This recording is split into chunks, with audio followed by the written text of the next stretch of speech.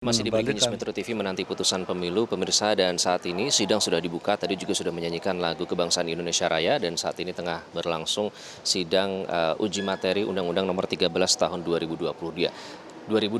Sambil menunggu, kita akan langsung berbincang dengan pakar hukum tata negara Bang Margarito Kamis terkait dengan hasil keputusan Mahkamah Konstitusi yang sidangnya nanti baru akan berlangsung hari ini. Bang Margarito, selamat pagi. Ya, pagi. Memantau terus nih, Bu. Ya, begitulah kerjaan kita kan memang itu kan.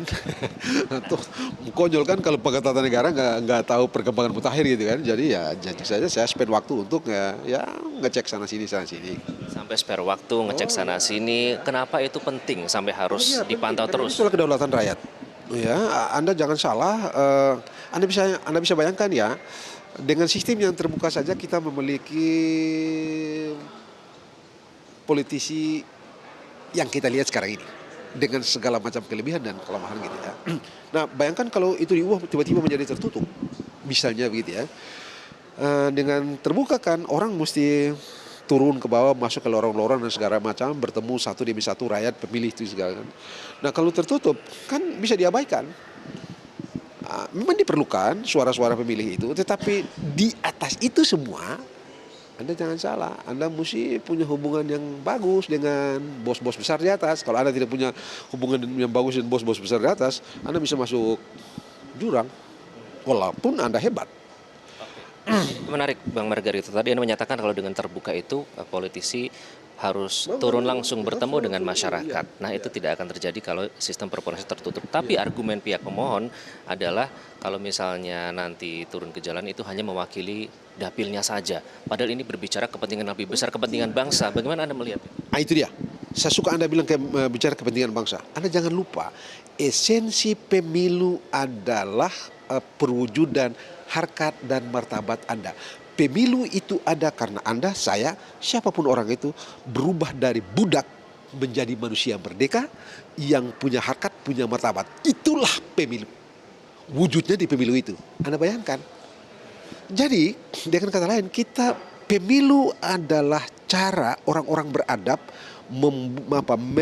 melakukan defeodalisasi. Satu, pemilu adalah cara orang-orang bermartabat beradab, orang-orang yang berakal sehat bagus, bernurani bagus, menghargai harkat dan martabat setiap orang. Itulah pemilu. Dia ada karena orang-orang berubah dari budak menjadi manusia merdeka. Itu baru ada pemilu. Nah, kalau sebelum itu ada wakil rakyat, betul, disebut dengan wakil rakyat, betul. Tapi Anda jangan lupa itu orang ditunjuk-tunjuk. Asal usul yang disebut dengan DPR itu kalau Anda cek ke belakang dalam lintasan sejarah sampai di Inggris abad ke-14 khususnya 1365, Anda tahu bahwa mereka yang sekarang ini disebut dengan House of Commons atau wakil rakyat itu adalah orang yang ditunjuk-tunjuk mewakili rakyat di komunitas-komunitas tertentu. Apa salahnya ditunjuk-tunjuk kalau menurut mereka itu yang terbaik? Mengapa ditunjuk? Tunggu dulu. Ya. Kalau itu terbaik, mengapa diubah? Begitu ya. Karena dulu kan ditunjuk-tunjuk. Itu prakteknya 3 abad, 1365 sampai dengan 1689 diubah, harus pakai pilih. Oke, nah kita tahan dulu, Bang Margarito, karena di dalam ternyata sedang berlangsung pembacaan terkait dengan perkara nomor 114 tentang gugatan sistem pemilu proporsional terbuka. Kita akan langsung bergabung ke dalam ruang sidang pleno.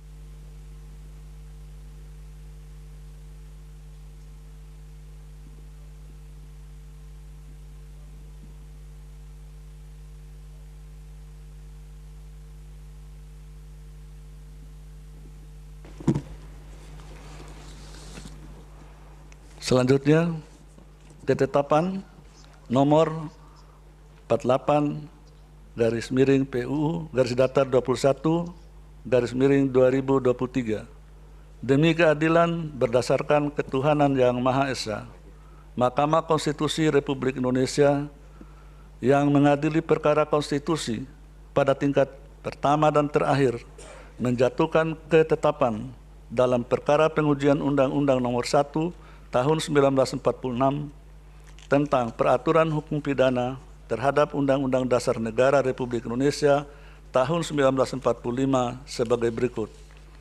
Menimbang A. Bahwa Mahkamah Konstitusi telah menerima permohonan bertanggal 15 April 2023 yang diajukan oleh Ya, kami masih menantikan sidang dari perkara nomor 114 terkait dengan sistem pemilu proporsional terbuka. Kita akan lanjutkan dengan Bung Margarito.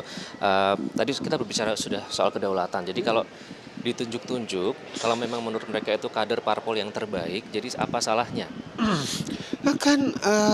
Anda jangan salah, penilaian satu orang mungkin baik, tapi akan jauh lebih baik kalau orang baik itu datang dari penilaian banyak orang. Ya, Anda sendiri menilai seseorang baik, oke. Tetapi kalau ada 10 orang menilai, tentu saja penilaian 10 orang juga lebih baik kan. Jadi kenapa tidak kita serahkan gitu? Dan yang paling pokok begini, esensi pemilu adalah wujud penghargaan terhadap harkat dan martabat manusia. Itu esensi pemilu. Begitu ya, kenapa? Karena dia ada setelah perubahan tatanan sosiopolitik yang menjadikan Anda, saya, dan orang kebanyakan sebagai orang merdeka. Itu esensi pemilu. Jadi dia adalah cara mengagungkan orang. Itu pemilu. Kalau kita mau bicara agak sedikit ini, pemilu adalah cara orang-orang melakukan defeudalisasi. Mengapa defeudalisasi? Karena sebelumnya kan Anda jenggot mesti berakar ke atas kan? Mesti tergantung bos. Anda mesti bye-bye sama, kalau saya bos Anda atau Anda bos saya mesti bye-bye, bos, bye-bye lah. Kalau tidak, sepintar apapun saya masih jurang. Dan itu tidak ada privilege pribadi, tidak ada privilege lain-lain dalam pemilu itu kecuali Anda privilege-nya adalah privilege pemilih. Nah, privilege pemilih itulah yang mau ditaruh di sini menggantikan privilege pribadi atau privilege dari bos. Itulah yang saya bilang dengan defeudalisasi. Artinya masyarakat memegang kedaulatan penuh ya, bukan karena di bawah kendali siapa? Bukan. Begitu caranya. Menarik, defeudalisasi. Nanti kita akan bahas lebih lanjut, Bung Margarito. Namun kami harus jeda terlebih dahulu. Tetaplah bersama kami, pemirsa. Kami akan terus memantau jalannya sidang hari ini. Tetaplah di Breaking News menanti putusan sistem pemilu.